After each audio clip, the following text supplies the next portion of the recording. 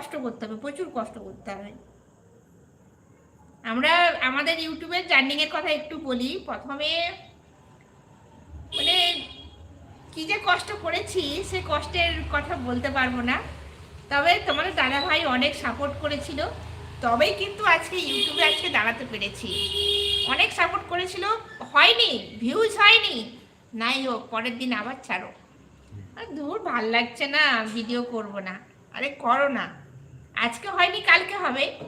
আমাদের ভিডিওটা করছি মানে কি, সবাই দেখতে পাচ্ছে, সবাই জানতে পারছে, আমাদেরকে বিভিন্ন জায়গা থেকে সবাই চিনতে পারবে।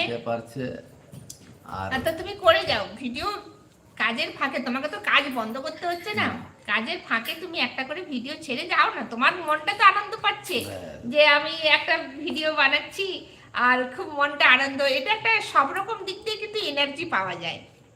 তবে বাড়ির লোক সাপোর্টটা